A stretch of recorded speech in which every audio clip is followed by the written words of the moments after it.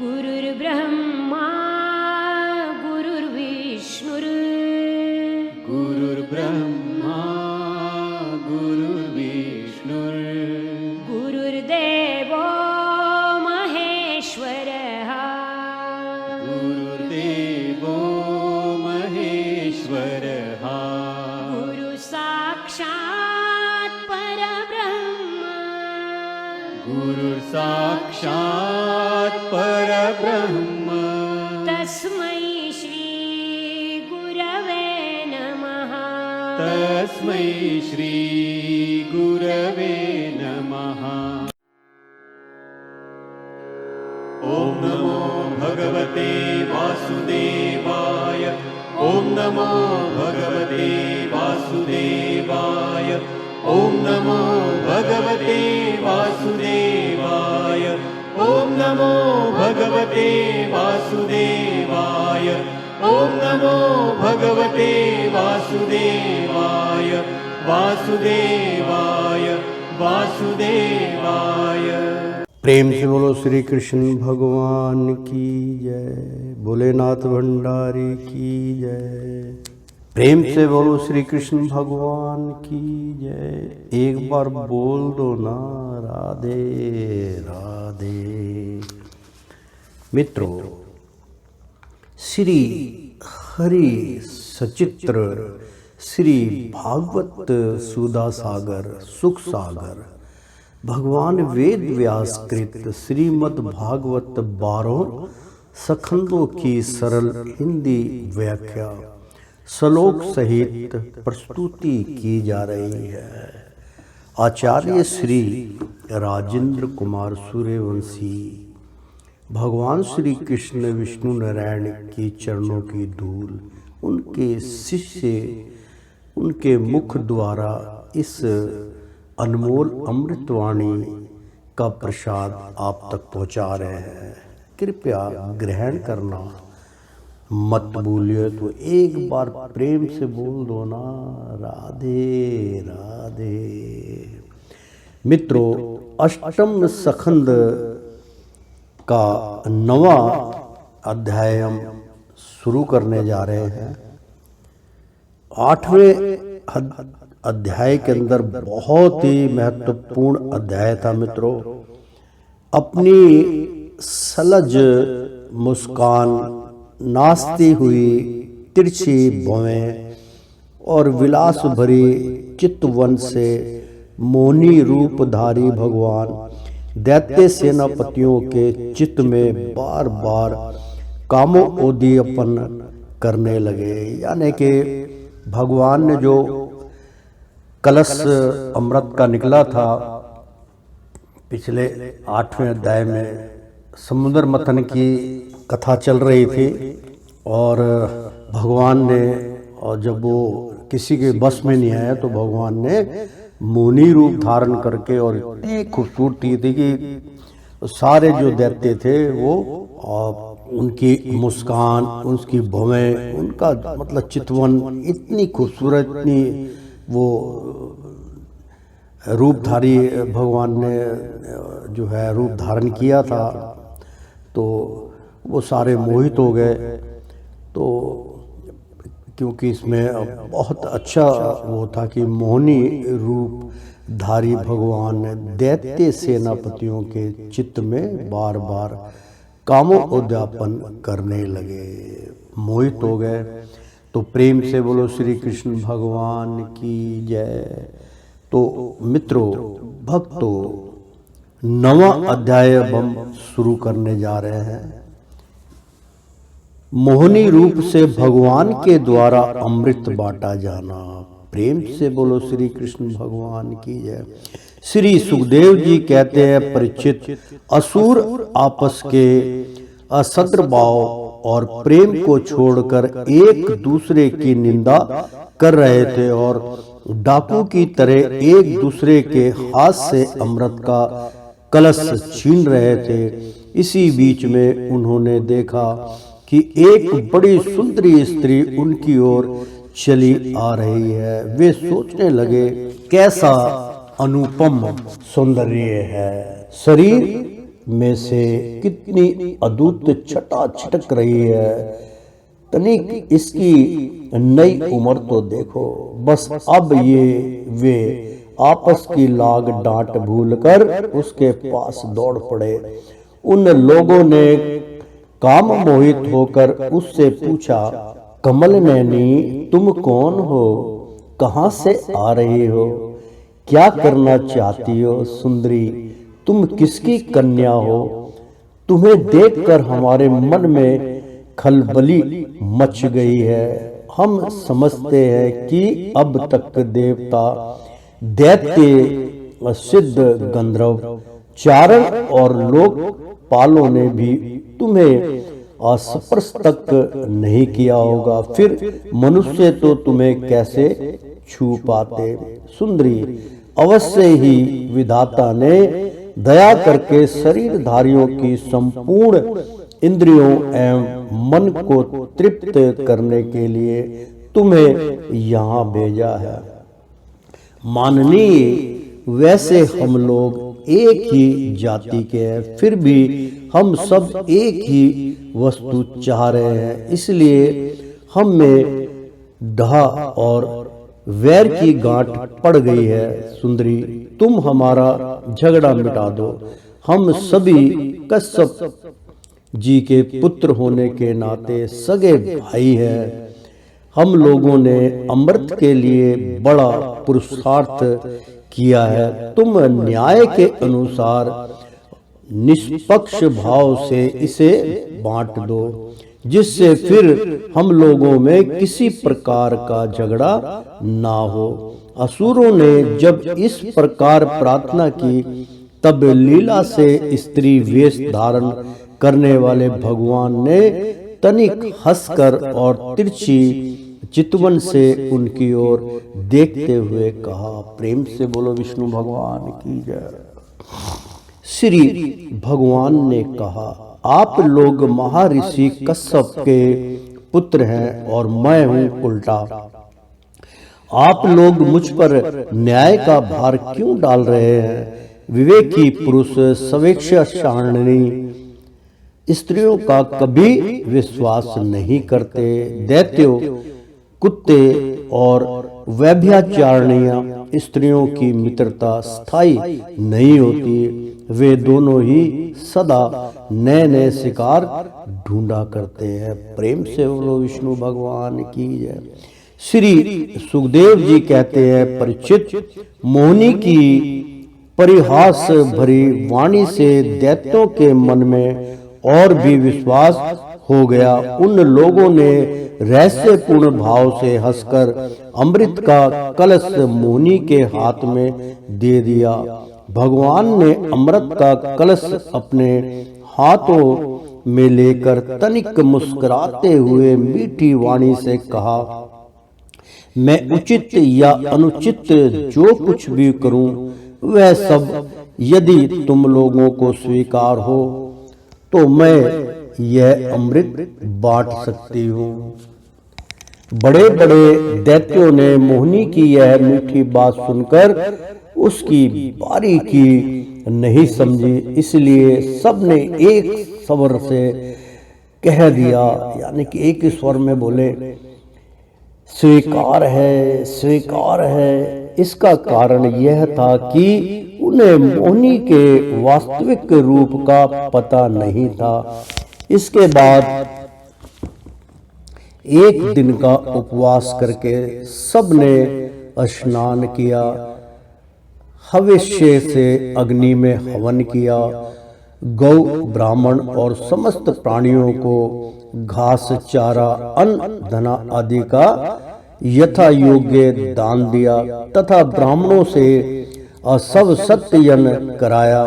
अपनी अपनी रुचि के अनुसार सबने नए नए वस्त्र धारण किए और इसके बाद सुंदर सुंदर आभूषण धारण करके सब के सब उन कुशासनों पर बैठ गए, क्योंकि उस टाइम पे कुशा आसन ही चलता था, घास का आसन होता था मित्रों। और जो बहुत साधु संत होते हैं वो इस वस्त्रों के आसन पर नहीं बैठते, कुशा आसन पर ही बैठा करते थे, क्योंकि शुद्ध होता है, कुशा आसन बहुत शुद्ध होता है। बैठ गए, जिनका अगला हिस्सा पूर्व की ओर था। जब देवता और दैत्य दोनों ही धूप से सुगंधित मालाओं और दीपकों से सजे सजाए भव्य भवन में पूर्व की ओर मुंह करके बैठ गए, तब हाथ में अमृत का कलश लेकर मोहिनी सभा मंडप में आई। वह एक बड़ी सुंदर साड़ी पहने हुई थी। नितंबों के भार के कारण वह धीरे धीरे चल रही थी। आंखें मद से विहल हो रही थी। कलश के समान स्तन और गज सावक की सूंड के समान जटाएं थी। उसके स्वर्ण नूपुर अपनी झंकार से सभा भवन को मुखरित कर रहे थे। सुंदर कानों में सोने के कुंडल थे और उसकी नासिका, कपोल तथा मुख बड़े ही सुंदर थे। स्वयं परदेवता भगवान मुनि के रूप में ऐसा जान पड़ते थे मानो लक्ष्मी जी की कोई श्रेष्ठ सखी वहां आ गई हो। मुनि ने अपनी मुस्कान भरी चितवन से देवता और दैत्यों की ओर देखा तो वे सब के सब मोहित हो गए। उस समय उनके स्तनों पर से अंचल कुछ खिसक गया था, क्योंकि वो मोहित करते थे। वो भगवान विष्णु नारायण अपनी माया उनके ऊपर बिखेर रहे थे, तो उन्होंने एक माया के वशीभूत होकर मुनि रूप धारण किया था मित्रों। तो उस समय उनके स्तनों पर, यानी कि उनके जो स्तन थे, उनके ऊपर से आंचल कुछ खिसका गया था, यानी कि थोड़ा खिसक गया था ताकि वो मोहित हो जाएं ऐसा रूप देख के। और भगवान ने मोहिनी रूप में यह विचार किया कि असुर तो जन्म से ही क्रूर स्वभाव वाले हैं, इनको अमृत पिलाना सांपों को दूध पिलाने के समान बड़ा अन्याय होगा। इसलिए उन्होंने असुरों को अमृत में भाग नहीं दिया। भगवान ने देवता और असुरों की अलग अलग पंक्तियां बना दी और फिर दोनों को कतार बांधकर अपने अपने दल में बैठा दिया। प्रेम से बोलो श्री भगवान की जय। इसके बाद अमृत का कलश हाथ में लेकर भगवान दैत्यों के पास चले गए। उन्हें आव भाव और कटाक्ष से मोहित करके दूर बैठे हुए देवताओं के पास आ गए तथा उन्हें वह अमृत पिलाने लगे, जिससे पी लेने पर बुढ़ापे और मृत्यु का नाश हो जाता है। परीक्षित, असुर अपनी की हुई प्रतिज्ञा का पालन कर रहे थे। उनका स्नेह भी हो गया था और वे स्त्री से झगड़ने में अपनी निंदा भी समझते थे, इसलिए वे चुपचाप बैठे रहे। मोहिनी में उनका अत्यंत प्रेम हो गया था। वे डर रहे थे कि उससे हमारा प्रेम संबंध टूट ना जाए। मोहिनी ने भी पहले उन लोगों का बड़ा सम्मान किया था, इससे वे और भी बंध गए थे। यही कारण है कि उन्होंने मोहिनी को कोई अप्रिय बात नहीं कही। जिस समय भगवान देवताओं को अमृत पिला रहे थे, उसी समय राहु दैत्य देवताओं का वेश बनाकर उनके बीच में आ बैठा और देवताओं के साथ उसने भी अमृत पी लिया। यथार्थ मित्रों, बहुत सुंदर प्रसंग है, आप जानते हैं इनके बारे में भी। मैं एक बार उच्चारण करके बतलाता हूँ। जिस समय भगवान देवताओं को अमृत पिला रहे थे, उसी समय राहु दैत्य देवताओं का, यानी कि राहु की दशा थोड़ी बदली। तो राहु उसका नाम था, जो राहु दैत्य था, क्योंकि राहु जो है वो दैत्यों में आता है, राहु ग्रह। राहु दैत्य देवताओं का वेश बनाकर उनके बीच में वेश बदल लिया उन्होंने, उनके बीच में और जो है आ बैठा, क्योंकि वो हमेशा विघन डालता है राहु। तो यहाँ जो शास्त्र में लिखा है, उसी समय राहु दैत्य, मतलब राहु काल जो है वो बहुत ठीक नहीं होता है, ये आप भी जानते हैं। राहु को मनाना होता है, राहु का जो है उनको राहु का उपाय करके उनको शांत किया जाता है। वही तो राहु दैत्य की बात हो रही है। देवताओं का वेश बनाकर उनके बीच में आ बैठा और देवताओं के साथ उसने भी अमृत पी लिया, परंतु तत्क्षण चंद्रमा और सूर्य ने उसकी पोल खोल दी। अमृत पिलाते पिलाते ही भगवान ने अपने तीखी धार वाले चक्र से उसका सिर काट डाला। अमृत का संसर्ग ना होने से उसका धड़ नीचे गिर गया, परंतु सिर अमर हो गया और ब्रह्मा जी ने उसे ग्रह बना दिया। वही राहु पर्व के दिन पूर्णिमा और अमावस्या को वैर भाव से बदला लेने के लिए चंद्रमा तथा सूर्य पर आक्रमण किया करता है। प्रेम से बोलो श्री कृष्ण भगवान की जब। बहुत मित्रों, बहुत ही सुंदर प्रसंग था। आपने सुना कि मैं एक बार फिर उच्चारण करके जो है आपको बतलाता हूँ। बहुत सुंदर प्रसंग है। जिस समय भगवान देवताओं को अमृत पिला रहे थे, उसी समय राहु दैत्य, मतलब राहु काल जिसका राहु खराब हो सारे काम बिगाड़ देता है, तो राहु दैत्य, वैसे तो ब्रह्मा जी का उसको एजेंट भी बोलते हैं राहु को, तो राहु दैत्य देवताओं का वेश बनाकर उसने बीच में आ बैठा और देवताओं के साथ उसने भी अमृत पी लिया।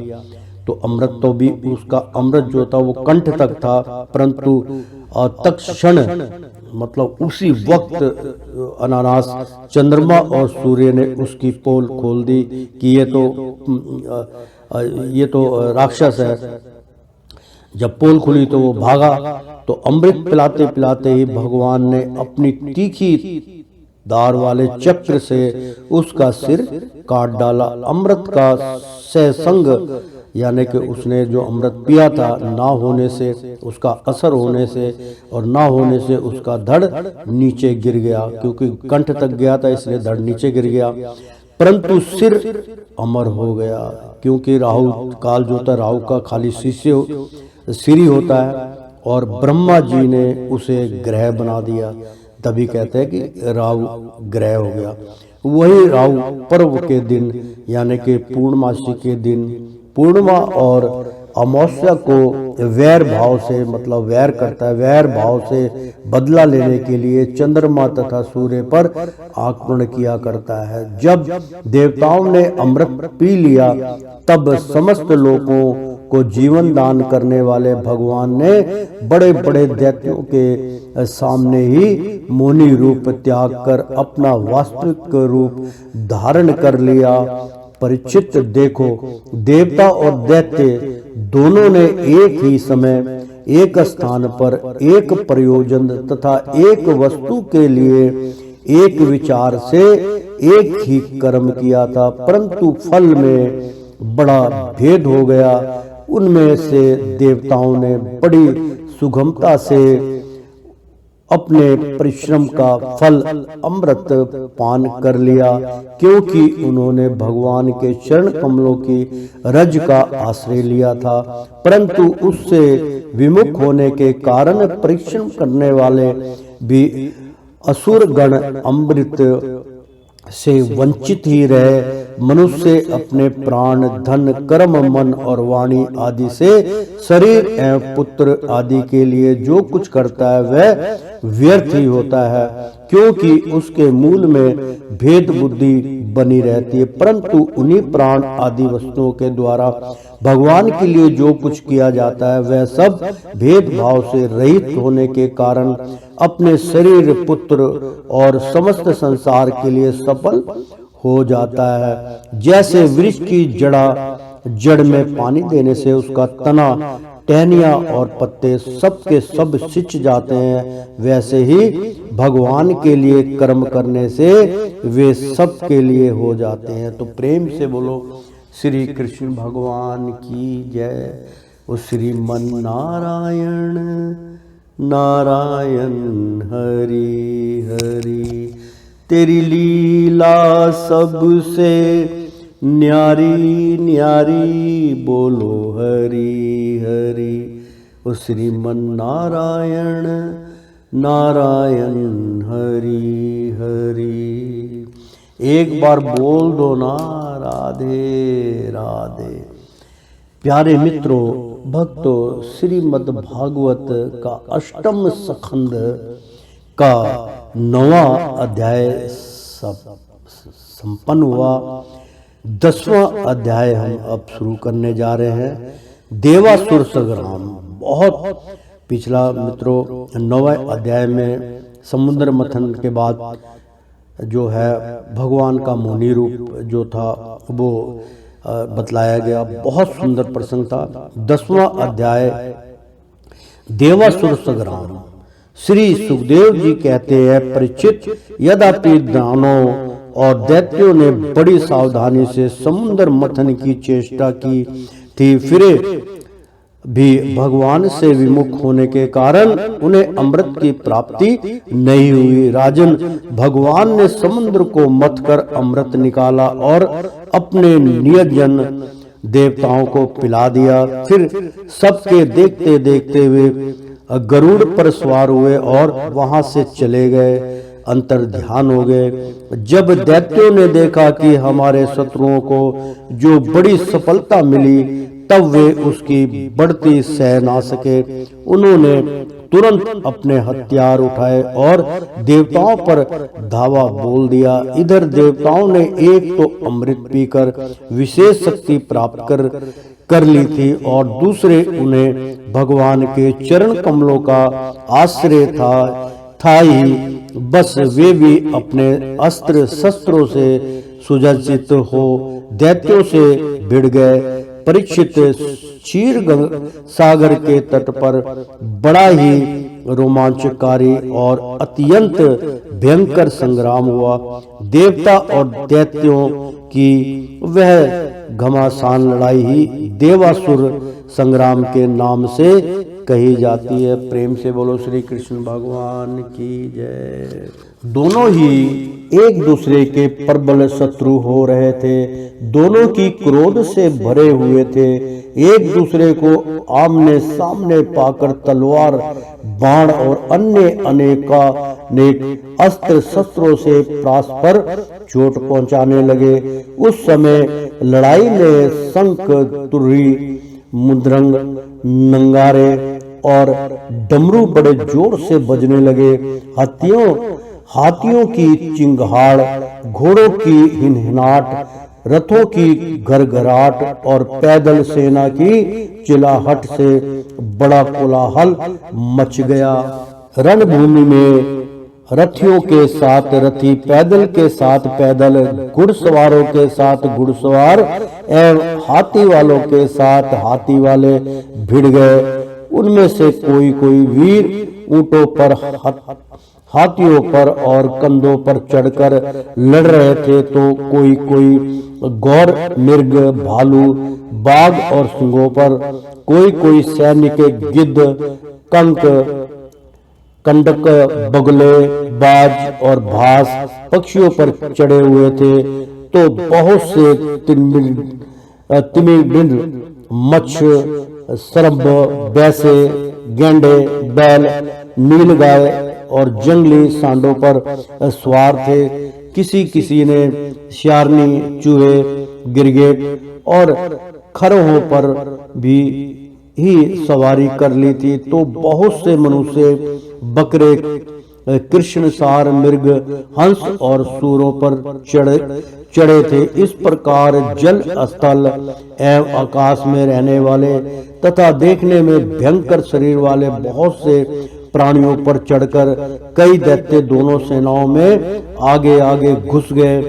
परीक्षित, उस समय रंग बिरंगी पताकाओं, स्फटिक मणि के समान श्वेत निर्मल छत्रों, रत्नों से जड़े हुए दंड वाले बहुमूल्य पंखों, मोर पंखों, चावरों और वायु से उड़ते हुए दुपट्टों, पगड़ी, कलंगी, कवच, आभूषण तथा सूर्य की किरणों से अत्यंत दमकते हुए उज्जवल शस्त्रों एवं वीरों की पंक्तियों के कारण देवता और असुरों की सेनाएं ऐसी शोभामान हो रही थी मानो जल जंतुओं से भरे हुए दो महासागर लहरा रहे हों।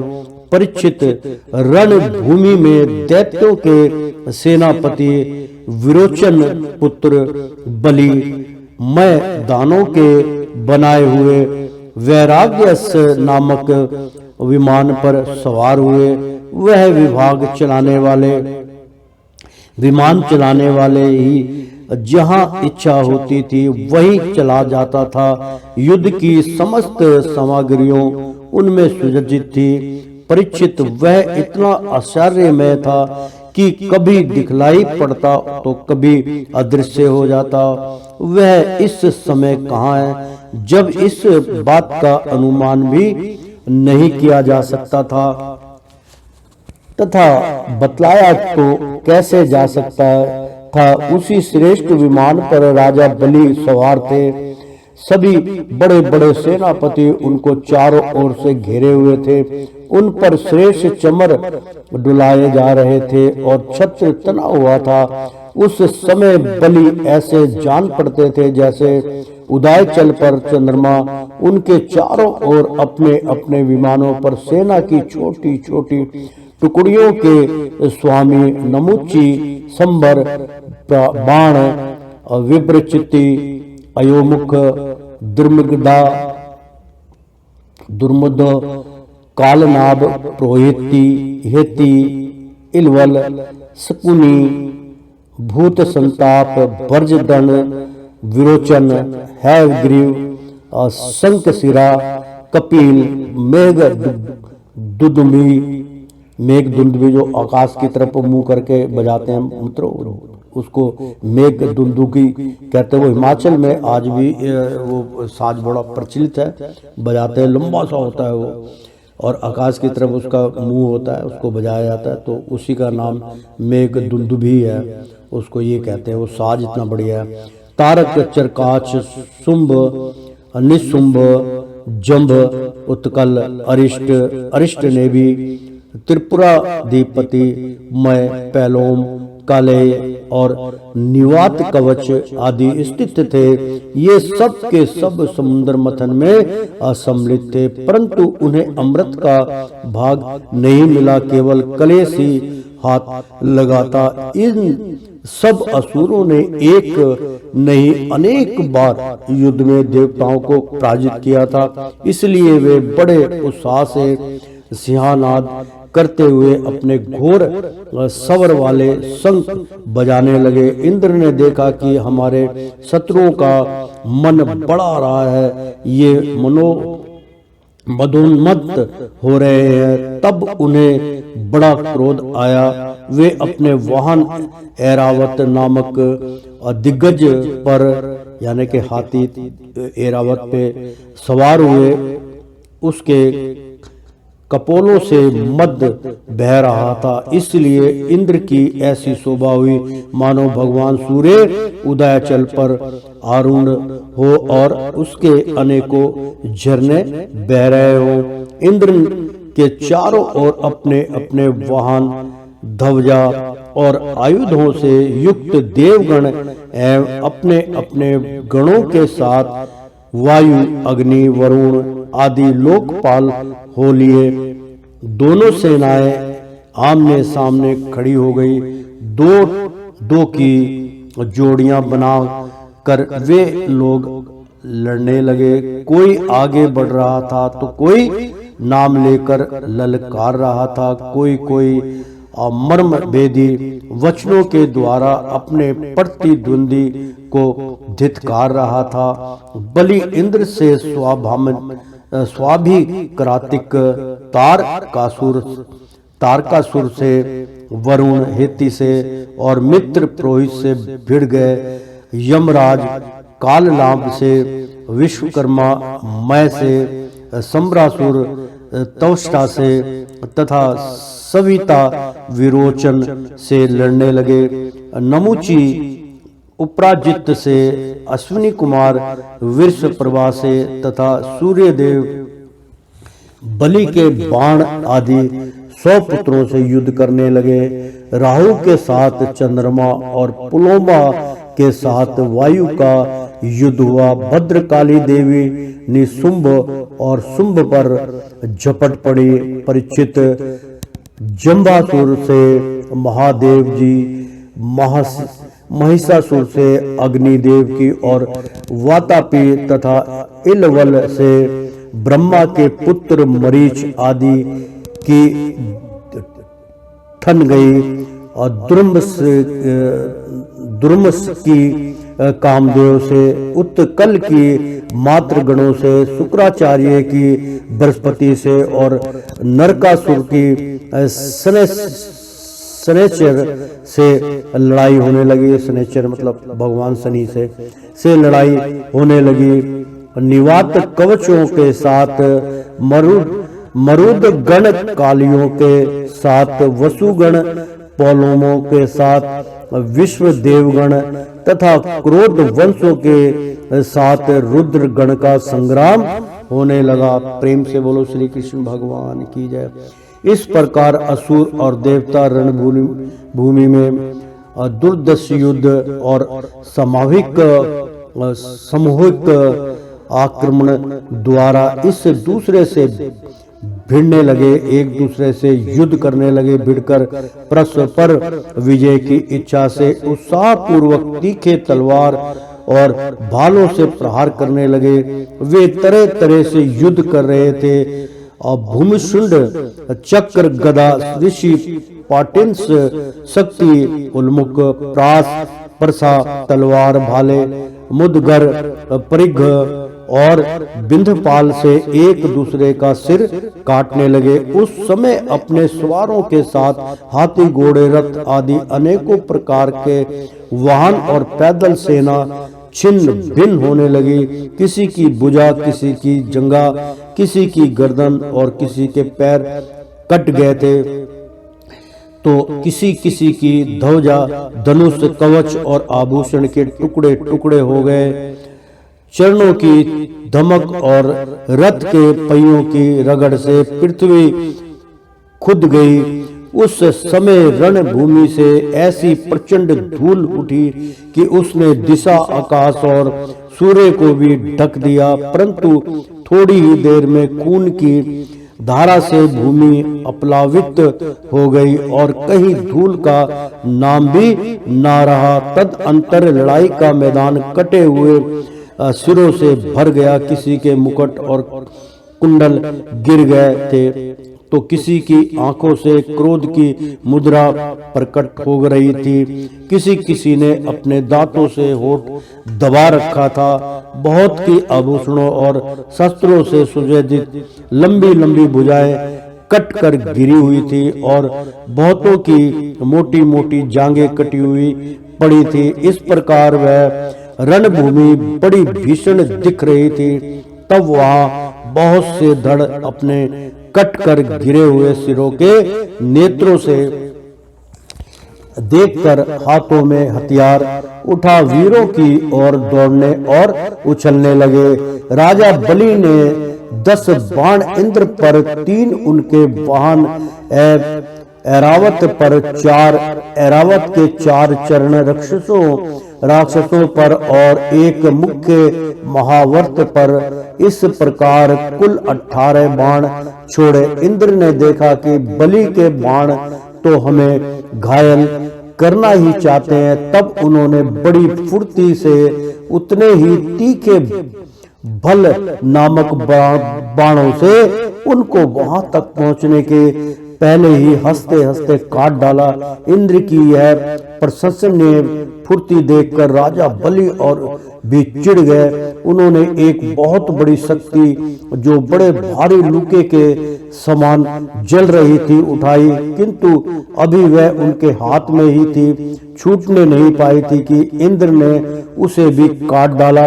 इसके बाद बलि ने एक के पीछे एक कर्म से शूल, प्रास, तोमर और शक्ति उठाई, परंतु वे जो शस्त्र हाथ में उठाते इंद्र उन्हें टुकड़े टुकड़े कर डालते। इस हस्त लाघव से इंद्र का ऐश्वर्य और भी चमक उठा। प्रेम से बोलो इंद्र भगवान की जय। एक बार बोल दो ना, राधे राधे। परीक्षित अब इंद्र की फुर्ती से घबराकर पहले तो बलि अंतर ध्यान हो गए, फिर उन्होंने आसुरी माया की सृष्टि की। तुरंत ही देवताओं की सेना के ऊपर एक पर्वत प्रकट हुआ। उस पर्वत से दाव अग्नि से जलते हुए वृक्ष और टांकी जैसी तीखी धार वाले शिखरों के साथ नुकीली शिलाएं गिरने लगी। इससे देवताओं की सेना चकनाचूर होने लगी। तब तत्सात बड़े बड़े सांप, तंदसुक, बिच्छू और अन्य विषैले जीव उछल उछल कर काटने और डंक मारने लगे। सिंह, बाघ और असुर देव सेना के बड़े बड़े हाथियों और फाड़ने लगे। परीक्षित हाथों में सूल लिए मारो काटो इस प्रकार चिल्लाती हुई सैकड़ों नंग धड़ंग राक्षसनियां और राक्षस भी वहां प्रकट हो गए। कुछ ही क्षण बाद आकाश में बादलों की घनघोर घटाएं मंडाने लगी। उनके आपस में टकराने से बड़ी गहरी और कठोर गर्जना होने लगी। बिजलियां चमकने लगी और आंधी के झकझोरने से बादल अंगारों की वर्षा करने लगे। दैत्य राज बलि ने परले की अग्नि के समान बड़ी भयानक आग की सृष्टि की। वह बात ही बात में वायु की सहायता से देव सेना को जलाने लगी। घोड़ी की देर में ऐसा जान पड़ा कि प्रबल आंधी के थपेड़ों से समुद्र में बड़ी बड़ी लहरें और भयानक भंवर उठ रहे हैं और वह अपनी मर्यादा छोड़कर चारों ओर से देव सेना को घेरता हुआ उमड़ रहा है। इसी प्रकार जब वो उस भयानक असुरों ने बहुत बड़ी माया की सृष्टि की और स्वयं अपनी माया के प्रभाव से छिप रहे ना दिखने के कारण उन पर प्रहार भी नहीं किया जा सकता था, तब देवताओं के सैनिक बहुत दुखी हो गए। परीक्षित, इंद्र आदि देवताओं ने उनकी माया का प्रतिकार करने के लिए बहुत कुछ सोचा विचारा, परंतु उन्हें कुछ ना सूझा। तब उन्होंने विश्व के जीवनदाता भगवान का ध्यान किया और ध्यान करते ही वे वहीं प्रकट हो गए। बड़ी ही सुंदर झांकी थी। गरुड़ के कंधे पर उनके चरण कमल विराजमान थे। नवीन कमल के समान बड़े ही कोमल नेत्र थे। पीतांबर धारण किए हुए थे। 8 भुजाओं में 8 आयुध, गले में कौस्तुभ मणि, मस्तक पर अमूल्य मुकुट, कानों में कुंडल झलमला रहे थे। देवताओं ने अपने नेत्रों से भगवान की इस छवि का दर्शन किया। परम पुरुष परमात्मा के प्रकट होते ही उनके प्रभाव से असुरों की वह कपट भरी माया विलीन हो गई। ठीक वैसे ही जैसे जग जाने पर सौपन की वस्तुओं का पता नहीं चलता, ठीक ही है भगवान की स्मृति समस्त विपत्तियों से मुक्त कर देती है। इसके बाद काल नेमी दैत्य ने देखा कि लड़ाई के मैदान में गरुड़ वाहन भगवान आ गए हैं। तब उसने अपने सिंह पर बैठे ही बैठे बड़े वेग से उनके ऊपर एक त्रिशूल चलाया। वह गरुड़ के सिर पर लगने वाला ही था कि खेल खेल में भगवान ने उसे पकड़ लिया और उसी त्रिशूल से उसके चलाने वाले काल नेमी दैत्य तथा उसके वाहन को मार डाला। माली और सुमाली 2 दैत्य बड़े बलवान थे। भगवान ने युद्ध में अपने चक्र से उनके सिर भी काट डाले और वे निर्जीव होकर गिर पड़े। तदअंतर माल्यवान ने अपनी प्रचंड गदा से गरुड़ पर बड़े वेग के साथ प्रहार किया, परंतु गर्जना करते हुए माल्यवान के प्रहार करते ना करते ही भगवान ने चक्र से उसके सिर को भी धड़ से अलग कर दिया। प्रेम से बोलो श्री कृष्ण भगवान की जय। ओ श्रीमन नारायण नारायण हरि हरि, तेरी लीला सबसे न्यारी न्यारी बोलो हरि हरि। ओ श्रीमन नारायण नारायण हरि हरि। प्रेम से बोलो श्री कृष्ण भगवान की जय। श्रीमद् भागवत का अष्टम स्कंद का 10वां भाग 10वां अध्याय संपन्न हुआ। 11वां अध्याय हम शुरू करने जा रहे हैं भक्तों। प्रेम से बोलो श्री कृष्ण भगवान की जय। देवासुर संग्राम की समाप्ति।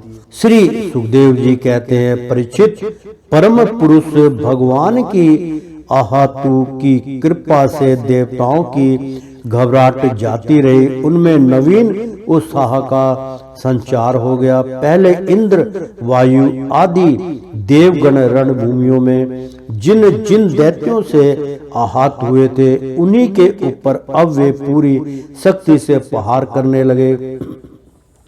परम ऐश्वर्यशाली इंद्र ने बलि से लड़ते लड़ते जब उन पर क्रोध करके वज्र उठाया, तब सारी प्रजा में हाहाकार मच गया। बलि अस्त्र शस्त्र से सुसज्जित होकर बड़े उत्साह से युद्ध भूमि में बड़ी निर्भयता से हट कर विचर रहे थे। उनको अपने सामने ही देखकर हाथ में वज्र लिए हुए इंद्र ने उनका तिरस्कार करके कहा, मूर्ख, जैसे नट बच्चों की आंखें बांधकर अपने जादू से उनका धन ऐंठ लेता है, वैसे ही तू माया के चालों से हम पर विजय प्राप्त करना चाहता है। तुझे पता नहीं है कि हम लोग माया के स्वामी हैं, वह हमारा कुछ नहीं बिगाड़ सकते। जो मूर्ख माया के द्वारा स्वर्ग पर अधिकार करना चाहता है और उसको बांधकर ऊपर के लोकों में भी थाक जमाना जाता है, उन लुटेरे मूर्खों को मैं उनके पहले स्थान से भी नीचे पटक देता हूँ। ना समझ, तूने माया की बड़ी बड़ी चालें चली है। देख, आज मैं अपने 100 धार वाले वज्र से तेरा सिर धड़ से अलग किए देता हूँ। तू अपने भाई बंधुओं के साथ जो कुछ कर सकता हो करके देख ले। बलि ने कहा, इंद्र, जो लोग कला शक्ति के प्रेरणा से अपने कर्म के अनुसार युद्ध करते हैं, उन्हें जीत या हार, यश या अपयश अथवा मृत्यु मिलती ही है। इसी से ज्ञानी जन इस जगत को काल के अधीन समझकर ना तो विजय होने पर हर्ष से फूल उठते हैं और ना तो आपत्कृति, हार अथवा मृत्यु से शोक के ही वशीभूत होते हैं। तुम लोग इस तत्व से अनभिज्ञ हो। तुम लोग अपने को जय पराजय आदि का कारण कर्ता मानते हो, इसलिए महात्माओं की दृष्टि से तुम सोचनीय हो। हम तुम्हारे मर्म स्पर्शी वचन को स्वीकार ही नहीं करते, फिर हमें दुख क्यों होने लगा। श्री सुखदेव जी कहते हैं, वीर बलि ने इंद्र को इस प्रकार फटकारा। बलि की फटकार से इंद्र कुछ झेप गए। तब तक वीरों का मन मर्दन करने वाले बलि ने अपने धनुष को कान तक खींच कर बहुत से बाण मारे। सत्यवादी देव शत्रु बलि ने इस प्रकार इंद्र का अत्यंत तिरस्कार किया। अब तो इंद्र असंग से मारे हुए हाथी की तरह और भी चिढ़ गए। बलि का आक्षेप वे सहन ना कर सके। शत्रु घाती इंद्र ने बलि पर अपने अमोघ वज्र का प्रहार किया। उसकी चोट से बलि पंख कटे हुए पर्वत के समान अपने विमान के साथ पृथ्वी पर गिर पड़े। बलि का एक बड़ा हितैषी और धनिष्ठ मित्र जंबासुर था। अपने मित्र के गिर जाने पर भी उनको मारने का बदला लेने के लिए वह इंद्र के सामने आ खड़ा हुआ। सिंह पर चढ़कर वह इंद्र के पास पहुंच गया और बड़े वेग से अपनी गदा उठाकर उनके जत्रु स्थान पर हसली पर प्रहार किया। साथ ही उस महाबली ने ऐरावत पर भी एक गदा जमाई। गदा की चोट से ऐरावत को बड़ी पीड़ा हुई। उसने व्याकुलता से घुटने टेक दिए और फिर मूर्छित हो गया। उसी समय इंद्र का सारथी मतली हजारों घोड़े से जुटा हुआ रथ ले आया और शक्तिशाली इंद्र ऐरावत को छुड़ाकर तुरंत रथ पर सवार हो गए। दानव श्रेष्ठ दंभ ने रणभूमि में मातली के इस काम की बड़ी प्रशंसा की और मुस्कुराकर चमकता हुआ त्रिशूल उसके ऊपर चलाया। मातली ने धैर्य के साथ इस असहा पीड़ा को सह लिया। तब इंद्र ने क्रोधित होकर अपने वज्र से जंब का सिर काट डाला। देवऋषि नारद से जंबासुर की मृत्यु का समाचार जानकर उसके भाई बंधु नमुची बल और पाक झटपट रणभूमि में आ पहुंचे। अपने कठोर और मर्मस्पर्शी वाणी से उन्होंने इंद्र को बहुत कुछ बुरा भला कहा और जैसे बादल पहाड़ पर मूसलाधार पानी बरसाते हैं वैसे ही उनके ऊपर बाणों की झड़ी लगा दी। बल ने बड़े अस्था लाघव से एक साथ ही 1000 बाण चलाकर इंद्र के 1000 घोड़ों को घायल कर दिया। पाक ने 100 बाणों से मतली की को और 100 बाणों से रथ के एक एक अंग को छेद डाला। युद्ध भूमि में यह बड़ी अद्भुत घटना हुई कि एक ही बार इतने बाण उससे चढ़ाए गए और चलाए। नमुचिनी ने बड़े बड़े 15 बाणों से जिनमें सोने के पंख लगे हुए थे इंद्र को मारा और युद्ध भूमि में वह जल से भरे बादल के समान गरजने लगा। जैसे वर्षा काल के बादल सूर्य को ढक लेते हैं वैसे ही असुरों ने बाणों की वर्षा से इंद्र और उनके रथ तथा सारथी को भी चारों ओर से ढक दिया। इंद्र को ना देखकर देवता और उनके अनुचर अत्यंत विह्वल होकर रोने चिल्लाने लगे। एक तो शत्रुओं ने उन्हें हरा दिया था और दूसरे अब उनका कोई सेनापति भी न रह गया था। उस समय देवताओं की ठीक वैसे ही अवस्था हो रही थी जैसे बीच समुद्र में नाव टूट जाने पर व्यापारियों की होती है। परंतु थोड़ी ही देर में शत्रुओं के बनाए हुए बाणों के पिंजरे से घोड़े, रथ, ध्वजा और सारथी के साथ इंद्र निकल आए। जैसे प्रातः काल सूर्य अपनी किरणों से दिशा, आकाश और पृथ्वी को चमका देते हैं वैसे ही इंद्र के तेज से सब के सब जगमगा उठे। वज्रधारी इंद्र ने देखा कि शत्रुओं ने रणभूमि में हमारी सेना को रौंद डाला है। तब उन्होंने बड़े क्रोध से शत्रुओं को मार डालने के लिए वज्र से आक्रमण किया। परीक्षित उस 8 धार वाले पहने वज्र से उन दैत्यों के भाई बंधुओं को भी भयभीत करते हुए उन्होंने बल और पाक के सिर काट लिए।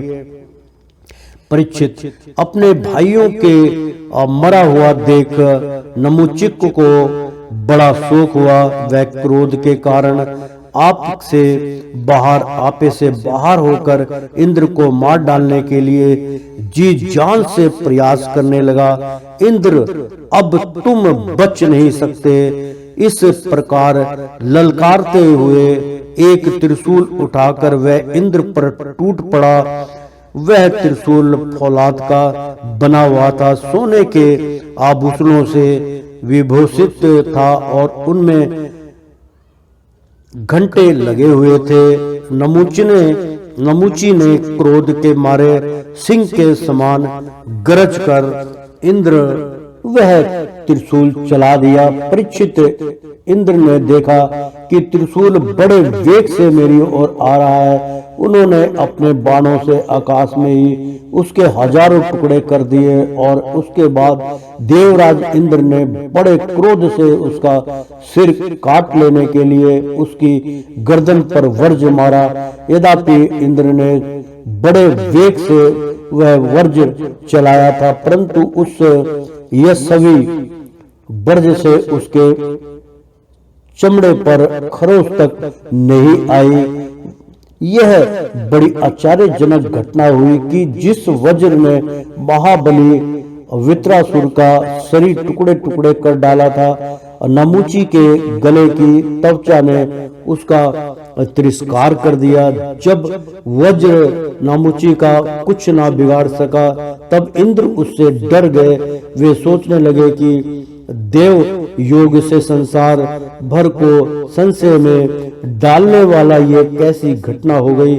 पहले युग में जब ये पर्वत पंखों से उठते थे और घूमते फिरते भार के कारण पृथ्वी पर गिर पड़ते थे, तब प्रजा का विनाश होते देखकर इसी वज्र से मैंने उन पहाड़ों की पंखें काट डाली थी। तपसाट की तपस्या का सार ही वृक्ष वित्रासुर के रूप में प्रकट हुआ था। उसे भी मैंने इसी वज्र के द्वारा काट डाला था। और भी अनेकों दैत्य जो बहुत बलवान थे और किसी अस्त्र शस्त्र से जिनके चमड़े को भी चोट नहीं पहुंचाई जा सकती थी, इसी वज्र से मैंने मृत्यु के घाट उतार दिए थे। वही मेरा वज्र मेरे प्रहार करने पर भी इस तुच्छ असुर को ना मार सका, अतः अब मैं इसे अंगीकार नहीं कर सकता। वह बहुत तेज, अतः अब मैं इसे अंगीकार नहीं कर सकता, यानी कि उसको मैं अब नहीं चलाऊंगा। यह ब्रह्मा तेज से बना है तो क्या हुआ, अब तो निकम्मा हो चुका है। इस प्रकार इंद्र विषाद करने लगे। इसी समय वह आकाशवाणी हुई, यह दानव ना तो सूखी वस्तु से मर सकता है ना गीली से। इसे मैं वर दे चुका हूं कि सूखी या गीली वस्तु से तुम्हारी मृत्यु नहीं होगी। इसलिए इंद्र, इस शत्रु को मारने के लिए अब तुम कोई दूसरा उपाय सोचो। उस आकाशवाणी को सुनकर देवराज इंद्र बड़ी एकाग्रता से विचार करने लगे। सोचते सोचते उन्हें सूझ गया कि समुद्र का फेन तो सूखा भी है और गीला भी, इसलिए ना उसे सूखा कह सकते हैं ना गीला। अंत इंद्र ने उससे ना सूखे और ना गीले समुद्र फेन से नमुची का सिर काट डाला। उस समय बड़े बड़े ऋषि मुनि भगवान इंद्र पर पुष्पों की वर्षा और उनकी स्तुति करने लगे। गंधर्व शिरोमणि विश्ववसु तथा पारावसु गान करने लगे।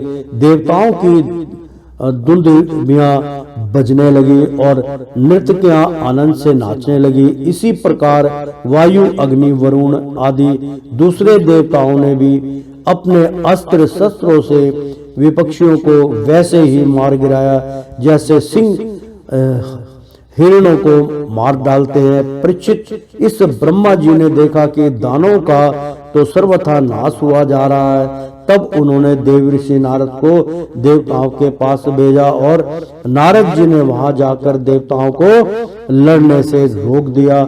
नारद जी ने कहा, देवताओं, भगवान की भुजाओं की छत्र छाया में रहकर आप लोगों ने अमृत प्राप्त कर लिया है और लक्ष्मी जी ने भी अपनी कृपा कोर से आपकी अभिवृद्धि की है, इसलिए आप लोग अब लड़ाई बंद कर दें। श्री सुखदेव जी कहते हैं, देवताओं ने देवऋषि नारद की बात मानकर अपने क्रोध के वेग को शांत कर लिया और फिर वे सब के सब अपने लोक स्वर्ग को चले गए। उस समय देवताओं के अनुचर उनके यश गान कर रहे थे।